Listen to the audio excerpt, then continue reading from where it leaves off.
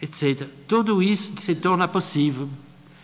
Então, é mais importante ainda, quando você sabe melhor os códigos da cultura, você pode difundi-los. A democratização da cultura passa pela racionalização.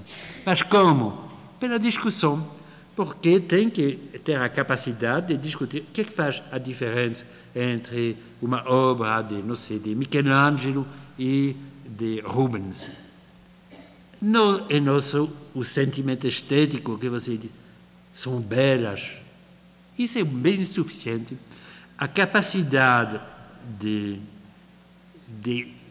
conhecer a arte é uma coisa que faz parte dessa racionalização.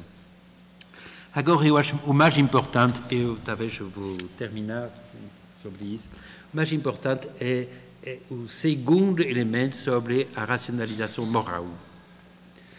Da mesma maneira que Habermas diz, as discussões sobre a verdade são discussões que nascem no mundo da vida.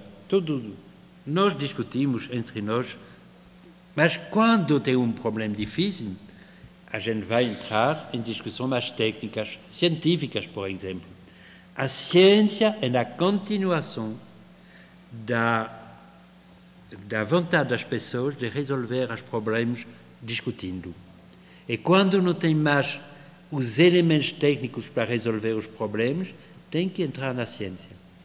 Habermas diz que a moral, quando tem conflitos morais importantes, tem que ter uma resolução mais técnica. E qual é a técnica para resolver na sociedade moderna as questões que são as questões de justiça, finalmente? É o direito.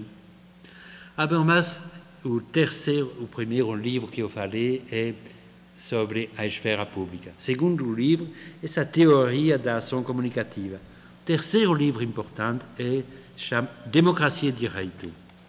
Tem outro título, mas é Democracia e Direito. Por que o direito? O direito é muito interessante. Por quê? Em primeiro lugar, o direito é a formalização das exigências de justiça, que fundamentalmente são exigências morais. Habermas não diz que a gente pode deduzir o direito da moral, porque o direito se aplica a uma sociedade concreta.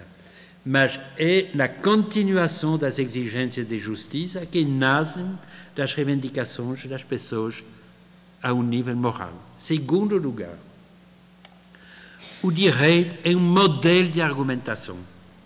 Às vezes a gente diz, o direito é muito procedimental, não, mas no direito, no tribunal, na Corte Suprema, tem que ter uma discussão argumentada, uma discussão construída. Então, de uma certa maneira, o direito é o modelo de uma sociedade comunicativa, porque ele instaura a necessidade de justificar todas as posições.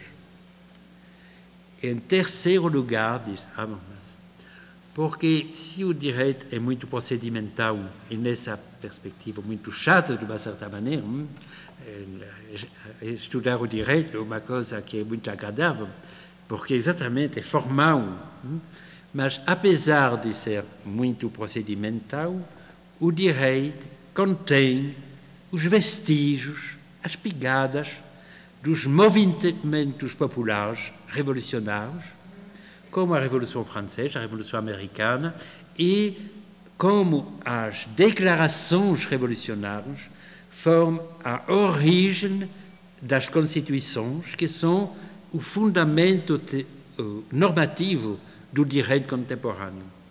Então, tem que pensar nisso para ver como o fundamento, segundo Habermas, de um certo otimismo muito relativo, porque as forças reativas, as forças do poder, o poder da mídia, etc., são empiricamente, podem derrubar todas as orientações para mais justiça, mais verdade, mais democratização. Mas, de uma certa maneira, a tese de Habermas é uma tese onde tem uma convergência entre a lógica pragmática da linguagem, a maneira da linguagem ter uma certa coerção sobre a maneira de viver, a democracia deliberativa, que é um modelo político que corresponde a essa exigência linguística, da linguagem, do funcionamento da linguagem, e, em terceiro lugar, a confiança que Habermas põe no direito, não somente nos direitos humanos, porque os direitos humanos são exatamente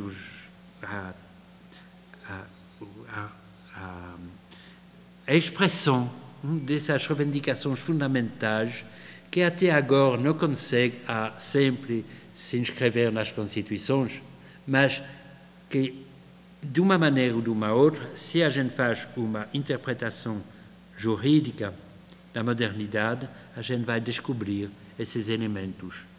Então, nessa convergência entre uma teoria da democracia deliberativa, teoria da linguagem, teoria do direito, eu acho que a gente tem uma filosofia que é forte, que pode nos ajudar a pensar os problemas contemporâneos. E, aliás, Habermas diz que a interpretação da modernidade precisa disso, porque como que a gente vai interpretar o fato que desde o século XVIII, um pouco antes, houve todos esses movimentos da democratização, da extensão do direito. Tem que pensar qual é a lógica atrás desses movimentos. E eu acho que a gente pode ter muitas críticas, pode dizer que é idealista, etc., mas eu acho que tem fundamentos e que é uma filosofia que pode inspirar os debates sobre a questão da esfera pública, sobre a questão da representação, da democracia e da cidadania. Finalmente, o cidadão é um cara que pode falar, que tem uma fala própria, porque ele é formado na linguagem, que pode participar a seu nível aos debates democráticos e que pode lutar para a instauração de um direito que corresponde à sua expressão da justiça. Obrigado.